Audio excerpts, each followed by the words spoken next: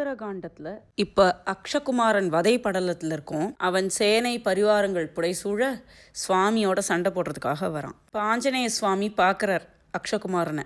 பார்த்த உடனே முதல்ல கோவத்தில் எல்லாரோடையும் சண்டை போட்டுட்டு இருந்த சுவாமி ஒரே சந்தோஷமாயிடுறார். ஓ, இந்திரஜித்தனோ இல்லை ராவணனே வரானோ, ஆஹா நம்ம யுக்தி பலிச்சுடுத்து அப்படின்னு ரொம்ப சந்தோஷப்பட்டு தன்னுடைய சுந்தரத் தோள்களை வீரத்தோள்களை பார்த்து வாழ்த்தி பெஸ்ட் விஷஸ் ஹாவ் ஃபன் அப்படின்னு தன்னுடைய தோள்களை பார்த்து சொல்லிட்டு தன்னுடைய கடவுளான ஸ்ரீராமரை தொழுது வணங்கி தன்னோட மனசுக்குள்ள ஒரு திருட நிச்சயம் பண்ணிக்கிறார். நான் நினச்ச 2 பேரில் எவனாவது ஒருத்தனா இருக்கட்டும், அப்படி இந்திரஜித்தனோ ராவணனோ வந்திருந்தா நான் முன்னாடி செய்த புண்ணியத்தோட பலன் தான் நினைக்கிறேன். ராஜாவான சுக்ரீவனுக்கு அதை விட தவப்பலன் இருந்திருக்கு. அதனால்தான் பெரிய போர் ஒன்றும் பண்றதுக்கு முன்னாடியே நம்ம கைக்குள்ள இப்படி அரக்கர்களுடைய ராஜாவான ராவணனோ இல்லை இந்திரஜித்தனோ நம்ம கையில வந்து கிடைச்சிருக்கா. இவாளோட வேலையை இன்னைக்கு தீக்கணும்னு நான் வந்து நிக்கிறேன்.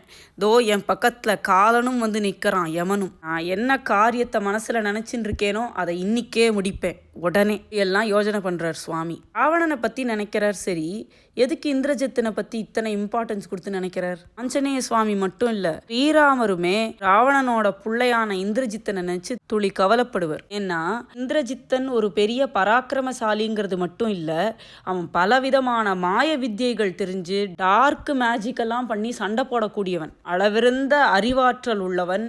அந்த அறிவை முழுக்க டிஸ்ட்ரக்ஷனுக்காக ஃபோக்கஸ் பண்ணி பல கடுமையான பயிற்சிகளை மேற்கொண்டு பல விதமான டிஸ்ட்ரக்டிவ் அஸ்திரங்களை வாங்கி வச்சுட்டு இருக்கிறவன். ராவணனை மாதிரி தன்னுடைய சக்திகளையும் நேரத்தையும் இந்திரிய சுகத்துல செதற விட்டு தன்னுடைய சக்தியை இழக்கிறவன் கிடையாது. கிட்ட பயங்கரமான அஸ்திரங்கள் இருக்கு. நாகாஸ்திரம், சக்தி ஆயுதம் மாதிரி பிரம்மாஸ்திரம் முதற்கொண்டு பல விதமான பயங்கரமான அஸ்திரங்கள் உடையவன். எல்லாம் நியூக்ளியர் பாம்புன்னு ஒரு பாம்பு போட்ட உடனே அந்த ஒரு ரீஜனே அப்படியே அழிஞ்சு போறது இல்லையா, அது மாதிரி பிரம்மாஸ்திரம்ங்கிறது ரொம்ப பயங்கரமான அஸ்திரம். அதோட மட்டும் நின்றுடாம பலவிதமான டார்க் தேவதைகளை பூஜை பண்ணி இன்னும் புது புது அஸ்திரங்களை தன்னோட ஆளுமைக்குட்படுத்தி கொண்டவன்.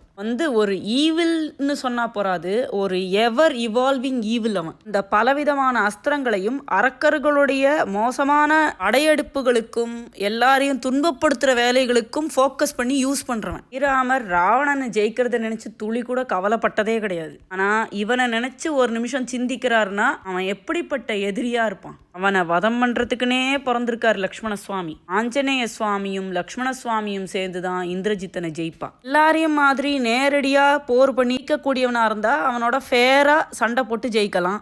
அவன் தான் எல்லாரையும் விட அதிகமா மாய சக்திகளை யூஸ் பண்ணி போர் பண்றவன். அவனை ஜெயிக்கிறதுக்கு மாயையில துளி கூட அடிபட்டு போகாத லக்ஷ்மண சுவாமியால மட்டும்தான் முடியும். அவராலையும் மாத்திரம் தனியா பண்ணிட முடியாது. அவருக்கு ஆஞ்சநேய சுவாமியோட சகாயமும் வேணும். இந்த 2 கடும் பிரம்மச்சாரிகள் தான் இந்த ராவணனை விட பயங்கரமான எதிரியான இந்திரஜித்தனை ஜெயிக்க முடியும். இந்த மாயமான பார்த்து ஸ்ரீராமரே ஒரு நிமிஷம் அசந்து போகும்போது லக்ஷ்மண சுவாமி தான் சொல்லுவார், இது மாயம், இந்த மாதிரி ஒரு ஜந்து இல்லப்பா இந்த உலகத்துல, இதை நம்பாதன்னு சொல்லுவார். இந்திரஜித்து பல விதமான டார்க் மேஜிக் எல்லாம் பண்ணி சண்டை போடும் போது ஆஞ்சநேய சுவாமி முதுகுல ஏறிண்டு போய் லக்ஷ்மண சுவாமி அவனை வதம் பண்ணுவார். 2 பேரும் ஒரு டீம், லக்ஷ்மண சுவாமியும் ஆஞ்சநேய சுவாமியும். ஆஞ்சநேய சுவாமியோட பெருமை எல்லாருக்கும் தெரியணுங்கிறதுக்காகவே லக்ஷ்மண சுவாமி அப்பப்போ மூர்ச்சை போட்டு விழுவர். ஒரு தடவையும் கவனிச்சுட்டே இருப்பார். லக்ஷ்மண பிராணதாத்தாவாச்சே, உடனே வந்துருவார் ஆஞ்சநேய சுவாமி அவரை பார்த்துக்க. ஒரு தடவை ராவணன் என்ன பண்ணுவான், யுத்த காண்டத்துல லக்ஷ்மண சுவாமியோட சண்டை போடும்போது லக்ஷ்மண சுவாமி ரொம்ப வீர பராக்கிரமத்தோட சண்டை போட்டு இருப்பார். அப்ப ராவணன் ஒரு சக்தி ஆயுதத்தை அவர் மேல பிரயோகம் பண்ணிடுவான். இது நடு நெஞ்சில தாக்கிடும் சுவாமியை. அப்ப லக்ஷ்மண சுவாமியும் மூர்ச்சை அடைந்து விழுந்துடுவார். உடனே இறங்கி ஓடி வருவான் ராவணன். தூக்கின்னு போய் எப்படியாவது சீதையை வச்சா மாதிரியே ஜெயிலில் போட்டுடலாம் லக்ஷ்மண சுவாமியையும் அப்படின்னு அவரை தூக்கிறதுக்கு ட்ரை பண்ணுவான். முக்குன்னு முக்கி எடுக்க பார்ப்பான். வார்த்தைக்கு வார்த்தை நான் கைலாசத்தை தூக்கினேன்னு சொல்லிகிட்டே இருப்பான் எப்போ பார்த்தாலும். அவ்வளோ பெருமைப்பட்டுக்கிற ராவணனுக்கு கெட்ட நேரம் கீழே விழுந்தவர் தன்னுடைய ஒரு இந்திரிய சுகத்துக்கு கூட தன்னோட மனசையோ உடம்பையோ ஈடுபடுத்தாத ராமருடைய சேவையில் தன்னை பரிபூர்ணமாக அர்ப்பணம் பண்ணிட்ட ஒரு கட்ட பிரம்மச்சாரி. 4 பேருமே விஷ்ணுவோட அம்சம் தான் எழுதியிருப்பார் வால்மீகி. அவரை இந்த ராவணனால அசக்க கூட முடியாதான். உட்காந்து ட்ரை பண்ணிகிட்டே இருக்கான், எடுத்துன்னு போகலான்னு. அப்போ தாவி குதிச்சு வந்துடுவார் ஆஞ்சநேயமூர்த்தி. வந்து ஒரு குத்து அப்படியே தூக்கி எறிஞ்சு எங்கேயோ போய் விழுந்துருவான். அவர் கையால் குத்து வாங்க கொடுத்து வச்சிருந்தான் ராவணன். அவனை குத்திட்டு லக்ஷ்மண சுவாமியை ஒரு புஷ்பத்தை எடுத்துன்னு போற மாதிரி ஈஸியாக எடுத்துன்னு போனாராம். எல்லாம் வால்மீகி ராமாயணத்தில் எழுதி வச்சிருக்கார். வால்மீகி சொல்றார், ஹிமவான் மந்தரோ மேரு ஸ்திரைலோக்கியம் வாசகாமரை சக்கியம் புஜாபியாமுதர்த்தும் நசக்கியோ பரதானுஜ. எவனால இமயமலையும் மந்திரமலையும் மேருமலையும் கைலாசத்தையும் சுவாமியே இருக்கும்போது கூட தூக்க முடிஞ்சுதோ அவனால பரதனோட தம்பியை அசைக்க கூட முடியல. பரதனுக்கு அவ்வளவு ஏற்றம். லக்ஷ்மண சுவாமி தன்னுடைய எதிரிகளுக்கு எப்படி அசக்க முடியாதவரா இருந்தாரோ அதே சமயத்துல தன்னுடைய ஃப்ரெண்டு வாயுபுத்திர ஹனுமானுக்காக தன்னுடைய உடம்ப லகுவாக்கிண்டாராம். வாயுசேனோ சுஹ்ருத்வேன அப்படின்னு ஸ்லோகத்துல இப்படி சொல்லியிருக்கார். இந்த இன்சிடென்ட்டை பத்தி படிக்கும் போதெல்லாம் எனக்கு ஒரு திருக்குறள் ஞாபகம் வரும். நிலையின் திரியாது அடங்கியான் தோற்றம் மலையினும் மானப்பெரிது. அந்நிலையிலிருந்து மாறாம தன்னை கம்ப்ளீட்டாக அடக்கினவனுடைய தோற்றம் அது மலையினும் மானப்பெரிது. இது மலையை விட பெருசு அப்படின்னும் எடுத்துக்கலாம், அதை விட கனமானது, அசைக்க முடியாதது அப்படின்னும் எடுத்துக்கலாம். இலையின் திரியாது அடங்கியானுக்கு பரிமேலழகர் உரை எழுதும்போது பொறிகளால் புலன்களை நுகரா நின்றே அடங்குதல் அப்படின்னு சொல்லியிருக்கார். தன் உடம்புல இருக்கிற பொறிகளால அறியப்படக்கூடிய இந்திரிய சுகங்களுக்கு மனசை விட்டுடாம ஒருமையுள் ஆமை போல ஐந்தடக்கல் ஆற்றின் நிலையின் திரியாது அடங்கியான் தோற்றம் கிடைக்கும். இந்த சிச்சுவேஷனுக்கு அளவெடுத்து தைச்ச மாதிரி இருக்கு இந்த திருக்குறள். இந்திரஜித்தன்னு சுவாமி நினச்ச உடனே நான் டைக்ரெஸ் பண்ணி எங்கெங்கேயோ போயிட்டேன். அவன் அப்படிப்பட்ட டெரிபிளான எனிமி அப்படிங்கிறதோடைய மேக்னிடியூடை கம்ப்ளீட்டாக தெரிஞ்சுட்டு தான் சுவாமி அவனை பற்றி நினச்சார். இந்திரஜித்தோ மற்ற அவ்விராவணனேயோ என்னா சிந்தையின் உவகை கொண்டு முனிவுற்ற குரக்குச் சீயம் வந்தனன் முடிந்ததன்றோ மனக்கருத்து என்ன வாழ்த்தி சுந்தர தோளை நோக்கி இராமனை தொழுது சொன்னான். எண்ணிய இருவர் தம்முள் ஒருவனால் யான் முன் செய்த புண்ணியம் உளதால் எம் கோன் தவத்தொடும் பொருந்தினானே நன்னினன் நானும் நின்றேன் காலனும் நணுகி நின்றான் கண்ணிய கருமம் இன்றே முடிக்குவன் கடிதின் என்றான். நான் நினைச்ச 2 பேர்ல யாரா ஒத்தனா இருக்கட்டும், இப்ப முடிக்கிறேன் அவனுடைய கதையை அப்படின்னு நினைச்சுக்கிறார். பழி இலது உரு என்றாலும் பல்தலை அரக்கன் அல்லன், விழிகள் 1000 கொண்ட வேந்தை வென்றானும் அல்லன், மொழியின் மற்ற அவர்க்கு மேலான் முரண் தொழில் முருகன் அல்லன், அழிவில் ஒன் குமரன் யாரோ அஞ்சன குன்றமன்னான். இப்படி கருத்த மலை மாதிரி வந்திருக்கானே, இவன்கிட்ட 10 தலை இல்லை, அவனை பார்த்தா 10 தலை ராவணன்னு சொல்ல முடியாது. 1000 கண்களை கொண்ட இந்திரனை வென்றவனும் இல்லை இவன். அவா 2 பேரை விட பயங்கர பராக்கிரமசாலியா இருக்கான் பார்க்கறதுக்கு. போரையே தொழிலா கொண்ட முருகனும் இல்லை இவன். ஏன்னா முருகர் தேவர்களுக்கு சேனாபதி, அரக்கர்களுக்கு எதிராக போர் தொடுப்பவர். இவன் உருவத்துல ஒரு பழி கூட சொல்ல முடியாது, பார்க்கறதுக்கு ரொம்ப நன்னா இருக்கானே. இப்படியெல்லாம் ஆஞ்சநேய சுவாமி நினைச்சுட்டு இருக்கும்போது அங்க அக்ஷகுமாரன் சுவாமியை பார்த்து சிரிக்கிறான். இந்த குரங்கா அசுரர்களை கொன்னுத்துன்னு சொல்றா, ஹஹான்னு சிரிக்கிறான். அவன் அப்படி சொன்னதை கேட்ட உடனே அவனுடைய ரதசாரதி சொல்றான், ஐயா நான் சொல்றத கேளுங்கோ, தயவு செஞ்சு இது ஒரு குரங்கு தானே அப்படின்னு இகழாதீங்கோ. நாடி ராவணனோட சண்டை போட்டு ஜெயிச்ச வாலி கூட ஒரு குரங்கு தான், அதை ஞாபகத்துல வச்சுக்கோங்கோ. இந்த மனசுல வச்சுண்டு ஜாக்கிரதையா சண்டை போட்டு ஜெயிங்கோ இந்த குரங்குன்னு சொல்றான். இப்படியெல்லாம் ஒரு ரதசாரதி சொன்னா ஒரு ஈகோட்டிஸ்டிக்கலான அசுரர்களுடைய ராஜகுமாரனான அக்ஷகுமாரன் என்ன செஞ்சிருப்பான்? உடனே அவன் முகம் உடம்பெல்லாம் அப்படியே விஷம் மாதிரி கருத்து போச்சான். சரியான கோபம் இந்த குரங்க அழிப்பேனா, அதோட நிக்க மாட்டேன், இந்த 3 உலகங்கள்லயும் எங்கேயுமே குரங்குகளே இல்லாம எல்லா குரங்கையும் போய் வத பண்ணுவேன், அதோடையும் நிக்க மாட்டேன், குரங்குகள் ஏதாவது கர்ப்பத்துல இருந்தா கூட அதை கொன்னுடுவேன்னு சொல்றான். இந்த உலகத்துல எங்கேயுமே குரங்குகளே இல்லாத மாதிரி அந்த குலத்தை பூண்டோட அழிப்பேன் அப்படின்னு சபதம் பண்றான். உடனே அவன் சைகை காட்ட அரக்கர் படைகள் எல்லாம் ஆரவாரத்தோட கிளம்பி அஞ்சனையுடைய குன்று போன்ற மகனான ஆஞ்சநேய சுவாமி கிட்ட போய் எல்லா விதமான போர் ஆயுதங்களையும் அவர் மேல மழை மாதிரி பொழிஞ்சாலாம். திசைகளை எல்லாம் காக்கிற தேவர்கள்லாம் நடுநடுங்கி வேர்த்தாலாம். விண்ணும் மண்ணும் அதிர ஆரம்பிச்சுது. அழகான மாலை போட்டு இருந்த ஆஞ்சநேய சுவாமி அவ மேல விழுந்து சண்டை போட ஆரம்பிச்சார். அந்த அரக்கர்கள் கோபத்தோட வீசி எறிந்த எல்லா ஆயுதங்களும் சுவாமியோட உடம்புக்குள்ள புக முடியாம அப்படியே உடஞ்சு விழுந்தது. அவர் மேல மோதறதுக்கு வந்த எல்லா யானைகளும் அவர் மேல மோதினதுனால அடிபட்டு செத்து போச்சு. அப்படியே தேர்ப்படையும் குதிரைப்படையுமா எல்லாமா நிர்மூலமாச்சு. எங்க பார்த்தாலும் எல்லையில்லாத அசுரர்களுடைய உடம்பா இருந்தது. இந்த அரக்கர்கள்லாம் காஞ்சு போன புல்லு மாதிரி இருந்தாலாம். அவா மேல விழுந்து எரியிற நெருப்பு மாதிரி ஆனார் ஆஞ்சநேய சுவாமி. போயவர் உயிரும் போகி தென்புலம் படர்தல் பொய்யாது 1000 கோடி தூதர் உலர்களோ நமனுக்கம்மா அப்படின்னு கம்பர் கேட்குறாரு. ஒரே சமயத்தில் இத்தனை அரக்கர்கள் செத்து போனானா அவள் உயிரையெல்லாம் கொண்டு போகிறதுக்கு என்ன 1000 கோடி தூதர் இருக்காளா யமனுக்கு அப்படிங்கிறார். அப்படி சண்டை போடுற போர்க்களத்துக்குள்ள இன்னும் சேனா வீரர்கள் உள்ள வந்து நுழைஞ்சு விழுந்து செத்து போயிட்டே இருக்கா. வர உற்றார் வாரா நின்றார் வந்தவர் இப்போ இங்கே வந்து சண்டை போடுறவா, இதுக்கு முன்னாடியே உள்ள நுழைஞ்சு சண்டை போட்டு அடிபட்டவா, இதுக்கு மேலே உள்ள அந்த போர்க்களத்துக்குள்ள நுழைய போறவா, இப்படி எல்லா அரக்கர்களையும் வீரனாகிய அனுமன் முன்னாடி தங்கிட்ட இருந்த ஆற்றலை விட மும்மடங்கு ஆற்றலை பெருக்கிண்டாராம். இப்படி பெருக்கிண்டு போய் ஊழிக்காலத்துல சுட்டெரிக்கிற சூரியன் மாதிரி அவளையெல்லாம் சுட்டெரிச்சாராம். அந்த எல்லா அரக்கர்களும் என்பிலா உயிர்கள் ஒத்தார். எலும்பில்லாத உயிர்களாகிய புழுக்களை போல அரக்கர்கள் துடிச்சு செத்து போனா சொல்லிட்டாரா கம்பர். என்பிலதனை வெயில் போல காயுமே அன்பிலதனை அறம்.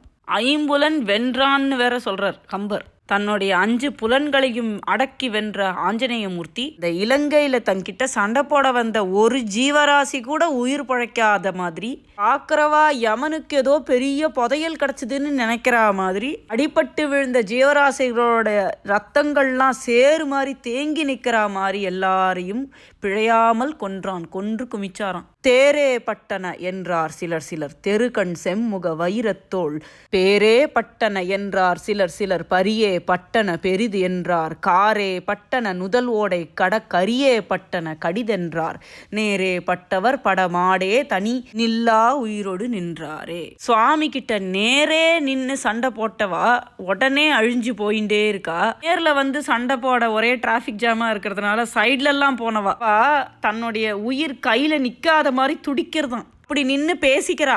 எதையெல்லாம் பார்த்தாலோ அதுதான் கரெக்டுன்னு சொல்றா. ஏற்படையெல்லாம் அழிஞ்சு போச்சுங்கிறா. இல்ல யானைப்படையெல்லாம் அழிஞ்சு போச்சு அப்படிங்கிறா. கிடையவே கிடையாது, காலாட்படை தான் ஃபுல்லா நிர்மூலமா இருக்கு அப்படின்னு சொல்லி பேசிக்கிறா. இல்ல குதிரைப்படை தான் பட்டது அப்படிங்கிறா. எல்லாமே அடிபட்டு போச்சு. அவ கண்ணுல எதை பார்த்தாலோ அது மட்டும்தான் அவளுக்கு தெரியுது. கடல் போல கொந்தளிச்சின் வந்த அசுரர் சேனையில உள்ள அரக்கர்கள் ஆயர்குலத்து பெண்கள் பெரிய வாயுள்ள பானையில போட்டிருக்க தயிர் மாதிரி கலங்கி இருந்தாலும் அதை கடையறதுக்குள்ள மத்து மாதிரி இருந்தாராம் ஆஞ்சநேய சுவாமி. இப்படி போர் செய்யற ஆஞ்சநேய சுவாமியை பார்த்து நிறைய பேர் முன்னாடி போய் சண்டை போட்டு செத்து போனா, நிறைய பேர் உடம்பு நடுங்கி தப்பிச்சு சைட்லலாம் ஒளிஞ்சு ஓட ஆரம்பிச்சா. அப்படி நடந்த களையபுரத்துல அக்ஷகுமாரன் தனியாயிட்டான். அவன் ஒருத்தன் இப்ப தனியா நின்னுண்டு ஆஞ்சநேய சுவாமி மேல நிறைய அம்புகள் எல்லாம் தொடுத்தான். இந்திரஜித்தனோட தம்பி எதிர்க்க வந்து சண்டை போடுறதுக்கு வந்தான். ஒரு நாள்லயே பல லட்சம் உயிரை தெரிஞ்சுட்டவரான ஆஞ்சநேயமூர்த்தியும் எதிர்க்க வந்து நின்னார். இந்த கான்ஃபரன்டேஷனை பார்த்த உடனே தேவர்கள்லாம் இப்போ என்ன ஆப்போறதோ, கையில் எந்த அஸ்திரமும் இல்லையே ஆஞ்சநேயமூர்த்தி கிட்ட, இப்போ என்ன ஆகுமோ, நல்ல காலம் நம்ம கண்ணெல்லாம் இமைக்க போறதில்லை, கண்ணை இமைச்சு இதை பார்க்கறத மிஸ் பண்ணிட மாட்டோமே அப்படின்னு நினைச்சு வேடிக்கை பார்க்க ஆரம்பிச்சா. முனையில நெருப்பு உமிழத்தக்க 14 அஸ்திரங்களை அக்ஷகுமாரன் சுவாமி மேல போட்டான். தன் கையில் எடுத்து வச்சுட்டு இருந்த இரும்பு தடியால் அந்த அஸ்திரங்களை தட்டி இல்லாமல் ஆக்கினார் சுவாமி. உடனே சுவாமி கையில் இருந்த அந்த இரும்பு தண்டை உடைக்கிறதுக்கு அஸ்திரம் போட்டான் அக்ஷகுமாரன். இப்போ கையில் ஒரு அஸ்திரம் இல்லாத ஆஞ்சநேய சுவாமியோட சண்டை போடுறான். சுவாமி தன்னுடைய 2 கையுமே 2 பெரிய பெரிய ஆயுதமாக வச்சுட்டு அவனோட தேர் மேலே ஏறினார். இந்த ரத சாரதியை வதம் பண்ணி அந்த ரதத்தை செதைச்சு எதிர்க்க நின்று சண்டை போட்டுட்டே இருக்கிற அக்ஷகுமாரனோட வில்ல பிடுங்கிண்டு அதை முறிச்சு போட்டு விடுறார். அவன் ஒரு வாள் எடுத்து குத்த பார்க்குறான், அதை பிடுங்கி உடச்சி போட்டு விடுறார். கையில் எந்த அஸ்திரமும் இல்லாத அக்ஷகுமாரன் தொந்த யுத்தம் பண்ணலான்னு மேலே வந்து சுவாமியை கட்டி பிடிச்சி புரண்டு சண்டை போடலான்னு சொல்லிட்டு பிடிக்கிறான். சுவாமியோட ஒவ்வொரு ரோமமும் ஒரு ஈட்டி மாதிரி அவனை குத்துறது. சுவாமியோடைய வால் அவனை சுற்றி வளைச்சு கீழே தள்ளி அவன் மேலே ஏறி சுவாமி உட்காந்துட்டார். வால்மீகி ராமாயணத்தில் சுவாமி அவனை பார்த்துட்டு இவ்வளோ நன்னா சண்டை போடுறானே, இவ்வளோ சின்ன வயசு பையனாக இருக்கானே, இவன் எதுக்கு இப்படி என்கிட்ட வந்து சண்டை போட வரான், இவனை விட முடியாது, இவன் பெரிய பவர், எனிமியோட ஆள், வேற வழி இல்லை, இவனை வதம் பண்ணி தான் ஆகணும் அப்படின்னு மனசு இல்லாமல் தான் அவனை வதம் பண்ணுவார். இப்போது அக்ஷகுமாரன் முகத்தில் ஒரு அரைஞ்சு அவனை தூக்கி போட்டு மிதித்து தரையாக தேய்ச்சி விடுவார். அவன் அக்ஷகுமாரன் எங்கே இருக்கானே தெரியாத மாதிரி தெரியாமல் அழிச்சுடுவார். அவன் செத்து போன உடனே அவனுடைய அரக்கர்கள் பாக்கி இருந்த வீரர்கள்லாம் பயந்துண்டு தன் உடம்புல ஒழுகிற ரத்தத்தாலேயே தன்னை மறைச்சிண்டு ஒளிஞ்சுட்டாளாம். இன்னும் சில பேர் பொதி மாதிரி கடந்த உடல்களுக்கு அடியில் தன்னை ஒழிச்சுட்டாளாம். சில பேர் பயத்தால் உந்தப்பட்டு எங்கே போகிறோன்னு தெரியாமல் சுவாமி கிட்ட போய் செத்து போனான். சில பேர் எங்கே போகிறோம் என்ன பண்ணுறோன்னு தெரியாமல் அப்படியே அலைஞ்சு எய்ம்லெஸ்ஸாக போயிட்டா. இன்னும் சில பேர் எங்கேயுமே போக முடியாமல் அசையாமல் பயத்தில் அப்படியே நின்றுட்டா. ஒரு சில பேர் தன் கையில் இருக்கிற எல்லா ஆயுதத்தையும் போட்டுட்டா. இன்னும் ஒரு சில பேர் கண்டார் கண்டது ஓர் திசையே விசை கொடு கால் விட்டார் படை கைவிட்டார். ஒரே எய்ம் தான், திருப்பி இலங்கை நகருக்குள்ளே ஓடி போகணும்னு சொல்லிட்டு ஓட்டமாக ஓடினாலாம். எந்த படையில் நின்று சண்டை போட்டாலும் அந்த படையை கைவிட்டுட்டு ஒரே திக்கை நோக்கி ஓடினாலாம். இவாலாம் அரக்கர்கள்ங்கிறதுனால மாய வித்தையெல்லாம் கூட செய்ய தெரிஞ்சவா. அப்படி செய்யக்கூடியவா உடம்ப மீன் மாதிரி மாற்றிண்டு கடலில் போய் குதிச்சுட்டா.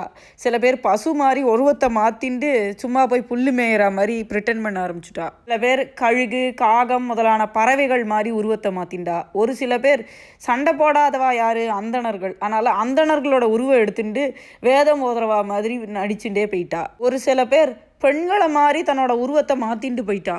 ரொம்ப ஒரு சில பேர் மட்டும் ஐயா நின் சரண் என்றார், நின்றவர் ஹரி என்றார். நீங்களே தான் ஹரி, உங்க திருவடியே சரணம் அப்படின்னு பேசாமல் ஆயிட்டாளாம். ஒரு சில பேர் தப்பிச்சு பொழைச்சி வந்தாலே எதிர்க்கு அவளுடைய மனைவி மக்கள் உறவினர்கள்லாம் ஓடி வந்து அப்பா பொழைச்சியா அப்படின்னு சொல்லி போய் கட்டிண்டா, நான் உன்னுடைய சொந்தக்காரன் கிடையாதுப்பா, நீங்களாம் யாருன்னு எனக்கு தெரியாது, நான் தேவர்களாக்கும், நான் சும்மா இங்கே போர் நடக்கிறது வேடிக்கை பார்க்கறதுக்காக வந்தேன், என்னை விட்டுருங்க நான் போகிறேன் அப்படின்னு சொல்லி போகிறாளாம். ஒரு சில பேர் நான் அரக்கன் கிடையாது நான் மனுஷனாக்கும் அப்படின்னு சொல்கிறாளாம். ஏன்னா மானிடர்களுடைய தூதனா தானே ஆஞ்சநேய சுவாமி இப்போ வந்து நிற்கிறார், அதனால நாங்களும் மனிதர்கள் தான், எங்களை ஒன்றும் பண்ணிடாதீங்கோ அப்படிங்கிறாளாம். ஒரு சில பேர் என்ன பண்ணுறதுனே தெரியாமல் மயங்கி போய் ஒரு மாதிரி டிப்ரெஷனில் இருந்தாலாம். இன்னும் ஒரு சில பேர் அரக்கர்களுக்கு ஒரு விதமான அடையாளமாக இருக்கக்கூடிய வளைஞ்ச பற்கள் இருக்கே அதையெல்லாம் உடச்சிண்டு சாதாரண பல்லு மாதிரி ஆக்கிண்டாலாம். தலைமுடியெல்லாம் கலரை மாற்றிண்டு தான் பார்க்கறதுக்கு மனுஷா மாதிரியே நடந்துக்க ட்ரை பண்ணாலாம். இந்த காட்சிக்கு அப்புறம்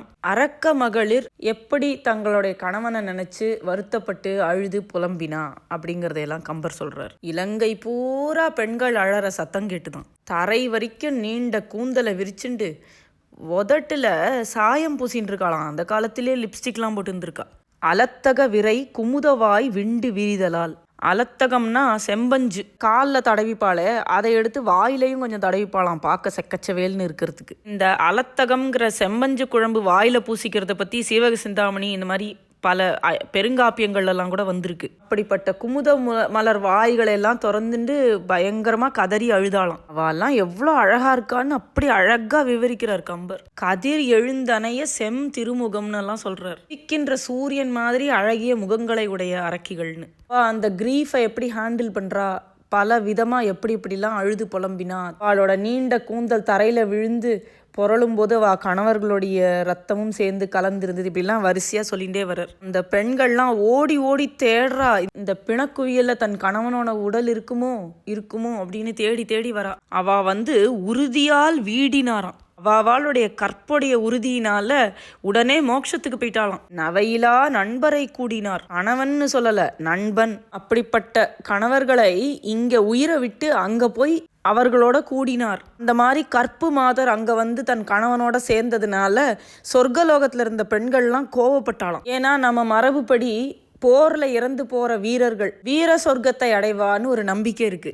அதே மாதிரி கற்புள்ள மாதர் கணவனுக்காக தன் உயிரை தியாகம் பண்ணினா சொர்க்கத்தை அடைவான்னு ஒரு நம்பிக்கை இருந்தது. அதனால சொர்க்கத்துல போய் தன் கணவனோட சேர்ந்து திரும்பி இருந்துள்ளாங்கிறதுக்காக உயிரை விட்டுட்டு அங்க போயிட்டாலாம். கலிங்கத்து பரணி பாட்டை கம்பர் எடுத்து எழுதுறார். முதலாம் குலோத்துங்க சோழனுடைய சேனாபதி கருணாகர தொண்டைமான்னு ஒருத்தர். அவர் பெரிய போர் செய்து கலிங்கத்தை வென்றார். அந்த வெற்றியை சிறப்பித்து ஜெயம் கொண்டார்னு ஒருத்தர் அந்த போரை பத்தியே ஒரு பாட்டு பாடியிருக்கார். அதுக்கு பேர் தான் கலிங்கத்து பரணி. கலிங்கத்து பரணியில வீரமா போராடி ஆக்கிரமமா சண்டை போட்டு உயிரை விடுற நேரத்துல கீழே விழறான். அங்கேருந்து தூரக்கேந்து பார்த்துட்டு இருந்த பொண்டாட்டி தன் கணவனுக்கு ஒன்னும் ஆயிடக்கூடாதேன்னு தூரக்கேந்து பார்த்துட்டு இருந்தவோ விழறான்னு தெரிஞ்ச உடனே ஓடி வந்து அவனை பிடிச்சு தன்னோட மடியில போட்டுப்போ.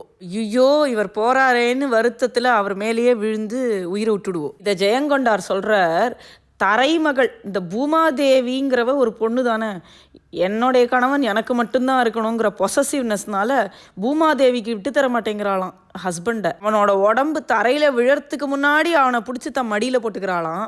அவனோட உயிர் பிரிந்து வீர சொர்க்கம் அடைஞ்ச அங்கே இருக்கிற தேவ மகளிர்லாம் அவனை விரும்பி வாரி கட்டிப்பாளேன்னு சொல்லிட்டு அவனை புனரா முன்னம் தன்னுடைய உயிரை மொத்தமாக விட்டு அவங்கிட்ட போய் சேர்ந்து விடுறாளாம். எல்லாம் தமிழ் இலக்கியத்தில் ரொம்ப முக்கியமான பாட்டுகள். கம்பர் மேற்கோள் காட்டுற அளவுக்கு முக்கியமான பாட்டுகள். கம்பர் இப்படி நிறைய ஆழ்வார் பாசுரம் எல்லாத்தையும் மேற்கோளாக காமிச்சு, திருக்குறள் எல்லாத்தையும் காமிச்சுட்டே போயிட்டே இருப்பார். ஏதாவது 1-2 நம்ம தெரிஞ்சுக்கலாமே அப்படிங்கிறதுக்காக சொன்னேன். ஜெயங்கொண்டார் சொன்ன பாட்டு என்னன்னா, தரைமகள் தன் கொழுனன் தன் உடலன் தன்னை தாங்காமற் தன்னுடலால் தாங்கி விண்ணாட்டு அறமகளிர் அவ்வுயிரை புனரா முன்னம் ஆவியொக்க விடுவாளை காண்மின் பாருங்கோங்கிறார். இப்படிப்பட்ட காட்சிகள்லாம் இப்போ இலங்கையில் இருந்ததுன்னு கம்பர் சொல்றார். கம்பர் அரக்கர்கள்ங்கிறதுனால ஒரேடியாக அவளை மட்டம் தட்டவே இல்லை. இப்போ மனுஷாலேயே நிறைய நல்லவா இருக்கா, கெட்டவாளும் இருக்கா, ஒரு ஸ்பெக்ட்ரம் இல்லையா, அதே மாதிரியான ஒரு ஸ்பெக்ட்ரம் அரக்கிகள் டீம் இருந்தது. இப்படி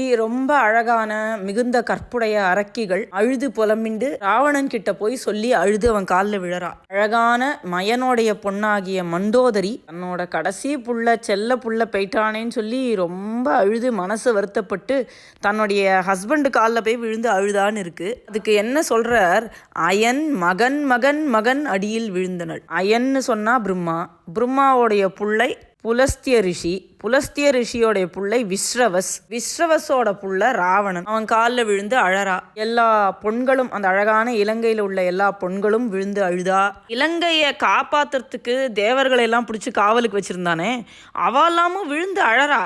ஆனால் மனசுக்குள்ள சிரிச்சின்னு இருக்காளாம். காவல் தேவரும் அழுதனர் கழிக்கும் சிந்தையார். எனக்கெல்லாம் நன்னா வேணும்டா, எவ்வளோ அநியாயம் பண்ண அப்படின்னு மனசுக்குள்ள நினைச்சு சிரிச்சுட்டு இருக்கலாம்.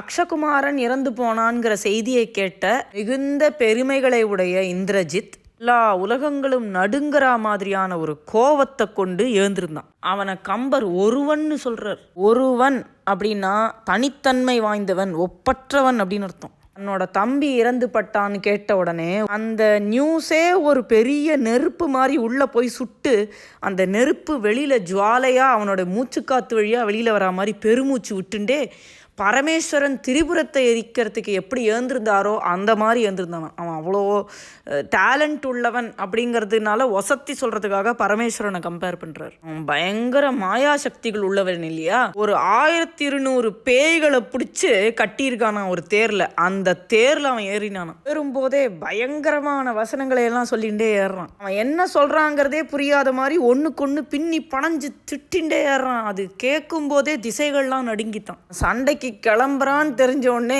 இந்திரனுக்கு உயிர் போயிடுத்து. அமரர் வேந்தன் உயிர் குலைய மேனி வேர்த்து வெதும்பினன். மும்மூர்த்திகளும் எல்லா விதமான தேவர்களும் அவாவா பண்ணிட்டு இருந்த படைத்தல் காத்தல் அழித்தல் தொழில் எல்லாத்தையும் நிறுத்திட்டு, இங்கே போர் ஒரு முக்கியமான கட்டத்துக்கு வந்திருக்கு, என்ன நடக்கிறது பார்க்கலான்னு வந்து எட்டி பார்க்குறாளாம். இந்திரஜித்தன் பெரிய பராக்கிரமசாலியாக இருந்தாலும் ஒரு பயங்கர ஈகோட்டிஸ்டிக்கல் சைக்கோபேத் மேனியாக். அவனுக்கு பேலன்ஸ் கிடையாது. எல்லா உணர்ச்சிகளும் பயங்கரமாக பொங்கி வருது. என்னோட தம்பி செத்து போயிட்டான்னு நினைக்கும் போதே கண்ணெல்லாம் தண்ணியாக கொட்டுறது.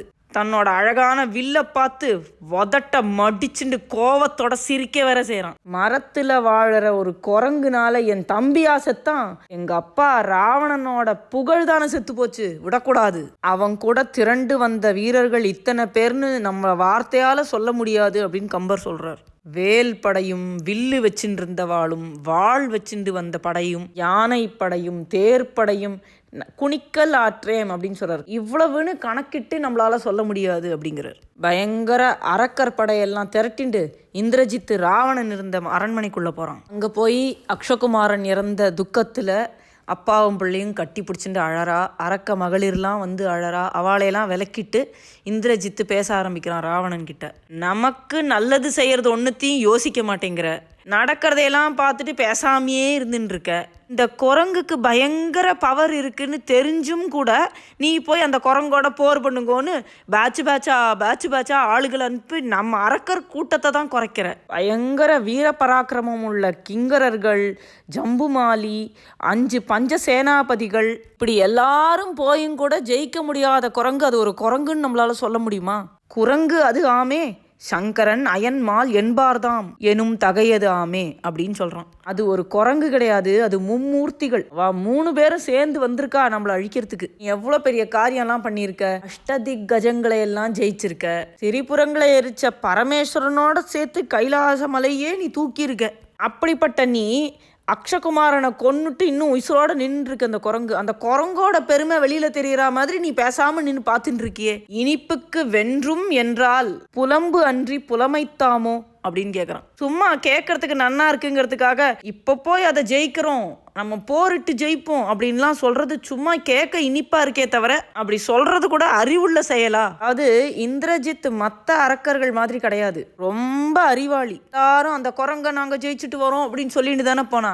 இவன் அப்படி சொல்லிட்டு போகல. அஞ்சுவது அஞ்சாமை பேதைமை, அஞ்சுவது அஞ்சல் அறிவார் தொழில். பயப்பட வேண்டியதுக்கு பயப்பட மாட்டேன்னு சொல்றது முட்டாள்தனம். பயப்பட வேண்டியதுக்கு பயப்படுறது தான் புத்திசாலிகளுடைய வேலை. அதனால இந்த குரங்கோட பராக்கிரமத்தை எல்லாம் மனசால நன்னா புரிஞ்சுண்டு தான் இந்திரஜித் பேசுறான். ராவணனை கொஞ்சமெல்லாம் நன்னா திட்டிட்டு அவன் சொல்றான், இருந்தாலும் பரவாயில்ல, வீரமான அந்த குரங்கை உடனடியா போய் நான் பிடிச்சின்னு வந்து உங்ககிட்ட கொடுக்குறேன். இனிமே கவலைப்படாத, நீ நன்னா நீண்ட காலம் வாழணுங்கிறதா என்னுடைய ஆசை. இப்படியெல்லாம் இந்திரஜித்து சொல்லிட்டு கிளம்புறான். அவன் கூட பயங்கர பெரிய படை, பலன்னு ஆயுதங்களை கையில வச்சுட்டு கோவ ஜுவாலையோட கண்ணெல்லாம் வீழ்ச்சி செவக்க வீழ்ச்சிண்டு அவனை சூழ்ந்துண்டு வரா. அவனை தொடர்ந்து அவளுக்கு நடுவில் அவன் மேருமலை மாதிரி நிற்கிறானான். அவன் பழி வெறியில இருக்கான், பயங்கர கோவத்தில் இருக்கான். இப்போ கூட அவன் ஒரு சுத்தமான வீரன் இல்லையா, அவன் ஒரு வீரத்தே நின்ற வீரன் அப்படின்னு சொல்றார். அவன் போற வழியில போர்க்களத்துல விளைஞ்ச சிதைவையெல்லாம் பார்த்துட்டே போறான்.